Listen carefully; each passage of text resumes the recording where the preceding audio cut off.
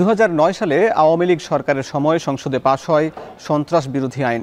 গত 15 বছরে এই আইনে 10টি জঙ্গি দল নিষিদ্ধ হয়, আর প্রথম রাজনৈতিক দল হিসাবে গত বছরের 1 আগস্ট নিষিদ্ধ হয় বাংলাদেশ জামায়াতে ইসলামী।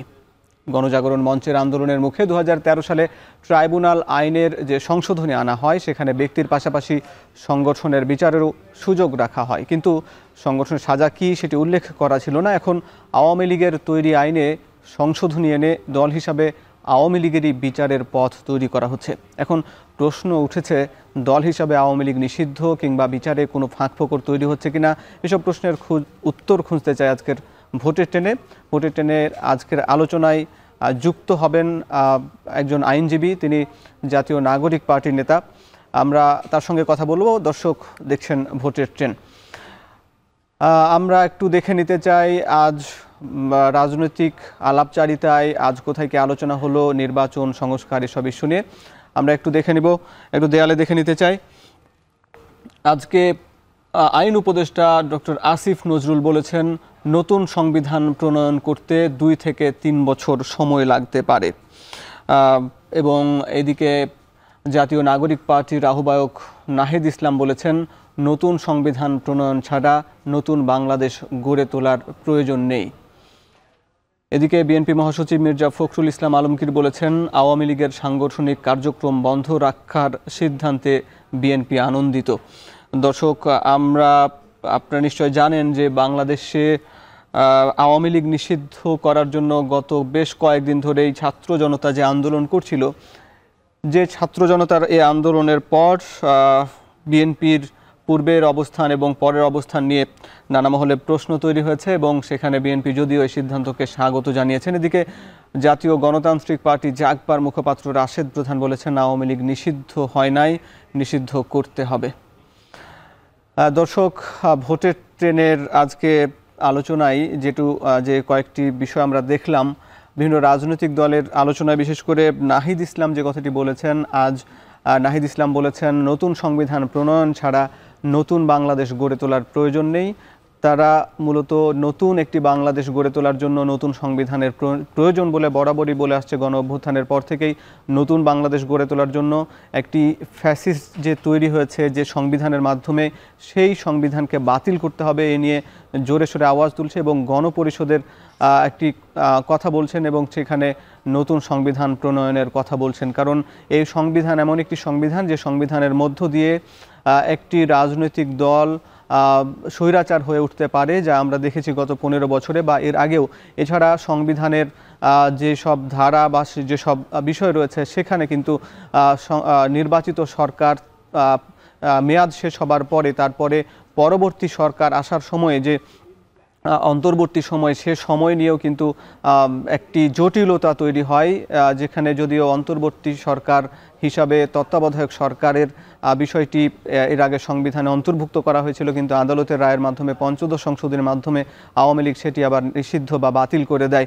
এবং এটি নিয়ে যেমন বিতর্ক রয়েছে সংবিধানের 70 অনুচ্ছেদ নিয়েও, যেখানে আস্থা ভোট বা দলের বিপক্ষে ভোট দেয়া নিয়ে বিভিন্ন রাজনৈতিক দলের যে ঐকমত্য তৈরি হচ্ছে বা ঐকমত্য কমিশন যে প্রস্তাবনাগুলো দিচ্ছে, সেখানেও কিন্তু একটি বিতর্ক তৈরি হচ্ছে বিএনপি সহ অন্য রাজনৈতিক দলের।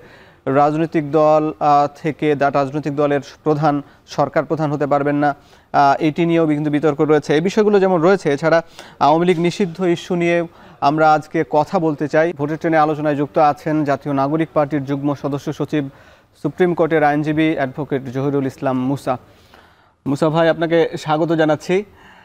শুরুতে আপনার কাছে একটু জানতে চাই, আজকে একটু আইনি বিষয়গুলো নিয়ে একটু আলাপ করব, যেহেতু গণ অভ্যুত্থানের পর ছাত্র জনতার দাবি ছিল আওয়ামী লীগকে নিষিদ্ধ করা।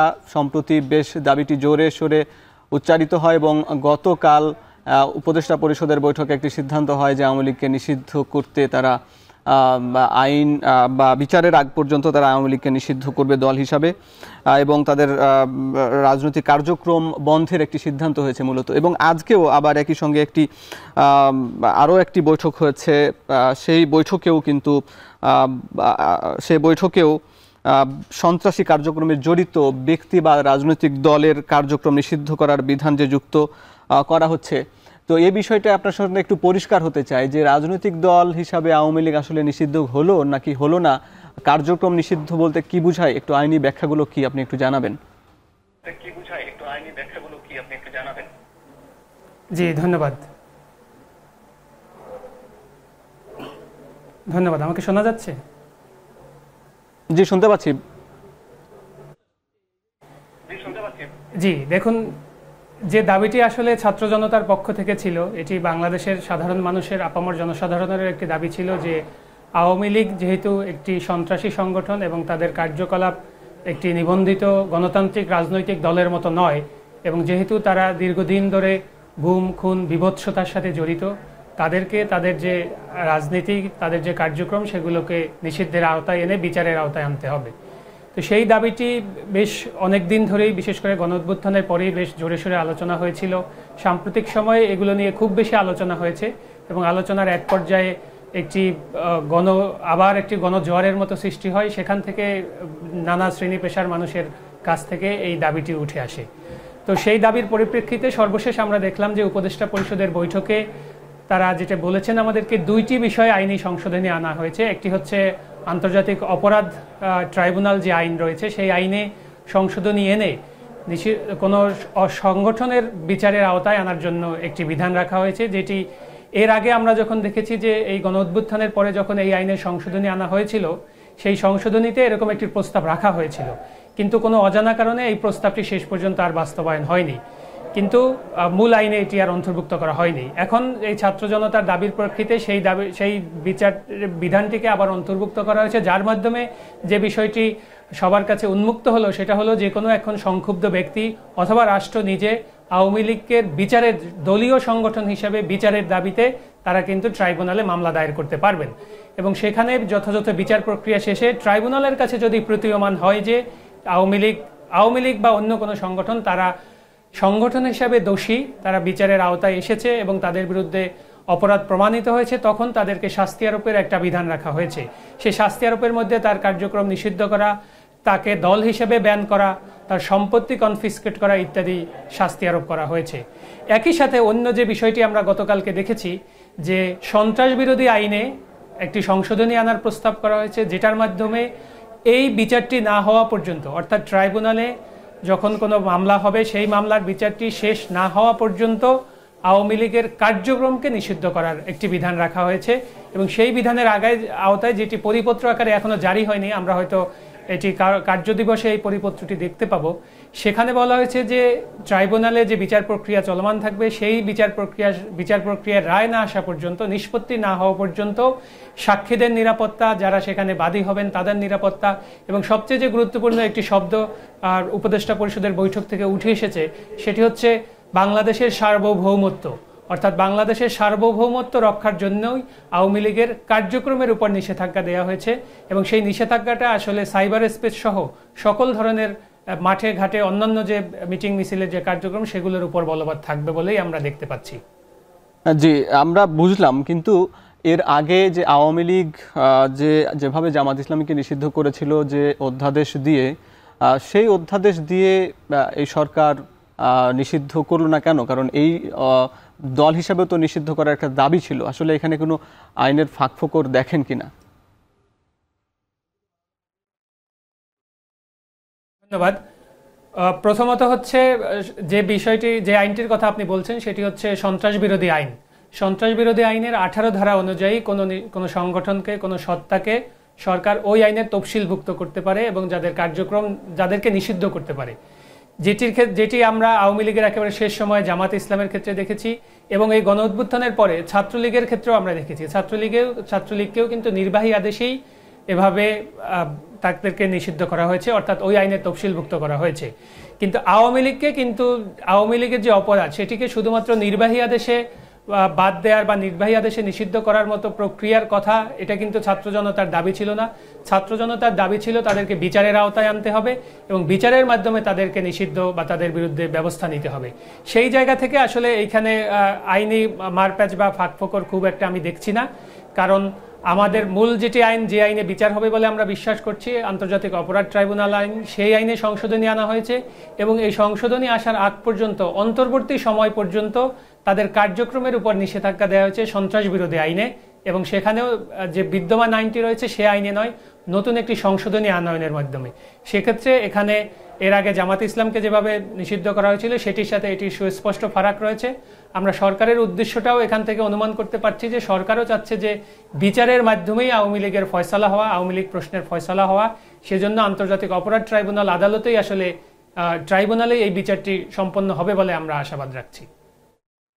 আমরা যে গতকাল পর্যন্ত আমাদের কাছে যেটি মনে হয়েছিল যে সন্ত্রাস দমন আইনের মাধ্যমে আওয়ামী লীগকে দল হিসাবে তার নিষিদ্ধ করা সম্ভব, কিন্তু আজকে যে আবার সংশোধনীটি আসলো উপদেষ্টা পরিষদের বৈঠকে, সেখানে তো মনে হচ্ছে তাদের রাজনৈতিক কার্যক্রম নিষিদ্ধ বা রাজনৈতিক কার্যক্রম বন্ধ রাখার জন্য দল হিসাবে সেখানে তাদের নিষেধাজ্ঞার বিষয়টি আসছে। আসলে দল হিসাবে নিষেধাজ্ঞা এবং রাজনৈতিক কার্যক্রমের নিষেধাজ্ঞার বিষয়গুলোর পার্থক্য কি, এই নিয়ে কিন্তু জাতির মধ্যে একটু বিভ্রান্ত রয়েছে, আপনি একটু স্পষ্ট করবেন। জি ধন্যবাদ। এখানে একটি বিষয় একটু স্পষ্ট করে রাখি, দল হিসেবে যখন কোনো সত্তাকে বা কোনো সংগঠনকে নিষিদ্ধ করা হয় তখন তার সকল কিছুই আসলে নিষিদ্ধ হয়ে যায়, ইনক্লুডিং তার রাজনৈতিক দল হিসেবে তার যদি নির্বাচন কমিশনের সাথে কোনো নিবন্ধন থাকে, তার যদি কোনো সম্পদ থাকে, সেটিও বাজেয়াপ্ত করার একটি সম্ভাবনা তৈরি হয়ে যায় আইনগতভাবেই। এবং সেই নিষিদ্ধ ঘোষিত সত্তা বা সংগঠনকে যদি কেউ তার কাজে সম্পৃক্ত হয় এমনকি সমর্থন করে, তাকেও শাস্তির আওতায় আনার একটি বিধান রয়েছে। কিন্তু এখন যে বিষয়টি আনা রয়েছে, বিষয়টি সরকার এই নতুন একটি বিষয় আসলে তারা এই নতুন একটি আয়োজনের মাধ্যমে তারা এই ফয়সালাটার দিকে যেতে চেয়েছেন, যে তাদের ইন্টেনশনটা একেবারেই ক্লিয়ার। তারা চাচ্ছেন যে আন্তর্জাতিক অপরাধ ট্রাইব্যুনাল আইন যে রয়েছে সেই আইনের মাধ্যমে ট্রাইব্যুনালে আওয়ামী লীগের প্রশ্নের সুরাহা হবে, কিন্তু সেই সুরাহা না হওয়া পর্যন্ত সন্ত্রাস দমন আইন অনুযায়ী তাদের কার্যক্রমকে নিষিদ্ধ করা হয়েছে। এখন এই নিষিদ্ধের কার্যক্রমটা কিন্তু এর আগে সন্ত্রাস বিরোধী আইনে ছিল না, যে কারণে আমরা এর স্বরূপটি এখনো দেখতে পাচ্ছি না। কিন্তু আমরা শুনেছি যে এটি নতুন সংশোধনী সেখানে অনুমোদন হয়েছে, সেই সংশোধনীটি যখন আসবে তখন এটি আসলে সবার কাছে পরিষ্কার হবে যে নিষিদ্ধ কার্যক্রম নিষিদ্ধ করা বলতে আসলে তারা কি বুঝিয়েছেন। তবে স্পষ্ট করে বলে রাখতে চাই যে দল নিষিদ্ধ করার কার্যক্রমটি অনেক ব্যাপক, এবং দল যখন নিষিদ্ধ হয়ে যায় সেই দল তার অফিস পরিচালনা করতে পারে না, তার কার্যক্রম পরিচালনা করতে পারে না, এমনকি নির্বাচন কমিশনের সাথে তার যে নিবন্ধন থাকে সেটিও বাতিল হয়ে যায়।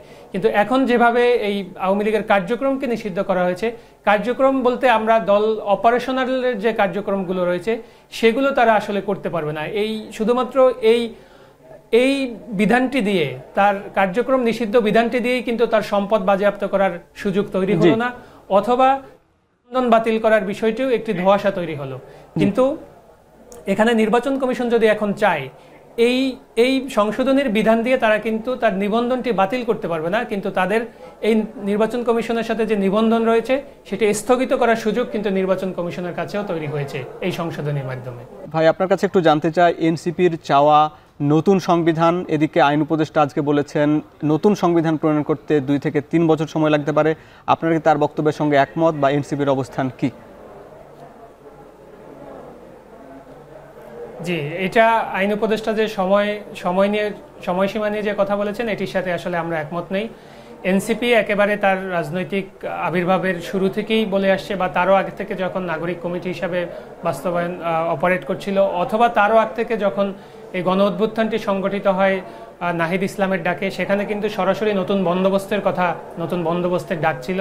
সেই নতুন বন্দোবস্ত বলতে আসলে নতুন একটি সংবিধান প্রণয়নের মাধ্যমে বাংলাদেশের গণতান্ত্রিক যাত্রায় প্রবেশকেই আমরা বুঝিয়েছি, এবং সেখানে আমরা স্পষ্ট করে বলেছি যে বাংলাদেশের যে বর্তমান সাংবিধানিক কাঠামো, সেই কাঠামো যে কোনো ব্যক্তির জন্য একনায়কতান্ত্রিক হওয়ার যথেষ্ট উপাদান এখানে রয়েছে, এবং ফেসিবাদী হয়ে ওঠার কাঠামো সম্পূর্ণ এখানে বিদ্যমান। সে জায়গা থেকে আমরা নতুন সংবিধান চেয়েছি, এবং নতুন সংবিধান চাওয়ার একমাত্র উপায় হলো গণপরিষদ নির্বাচন। আমরা গণপরিষদের মাধ্যমে নতুন একটি সংবিধান প্রণয়নের কথা বলেছি, কিন্তু সেটিতে 2 থেকে 3 বছর সময় লাগতে পারে, এটি আমরা কখনোই মনে করছি না। আমরা বলেছি যে পরবর্তী যে নির্বাচনটি সম্পন্ন হবে সে নির্বাচন হবে গণপরিষদ নির্বাচন, যে গণপরিষদের নির্বাচিত সদস্যরা তারা একটি নতুন গণতান্ত্রিক সংবিধান বাংলাদেশের জন্য প্রণয়ন করবেন, যে সংবিধানের আলোকে বা এর পরের বাংলাদেশ পরিচালিত হবে। তো আমরা এই জায়গা থেকে আইন উপদেষ্টার যে বক্তব্য সময়সীমা নিয়ে সেটির সাথে আমরা মোটেই একমত নেই। জি, অনেক ধন্যবাদ। আপনাদের অবস্থান আমরা বুঝতে পেরেছি। গণপরিষদের মাধ্যমেই গণপরিষদ সদস্যরাই নতুন সংবিধান প্রণয়ন করবে আপনি বলছিলেন। দর্শক, এই ছিল ভোটে টেনের আজকের আয়োজন। যারা সঙ্গে ছিলেন সবাইকে ধন্যবাদ জানিয়ে শেষ করছি।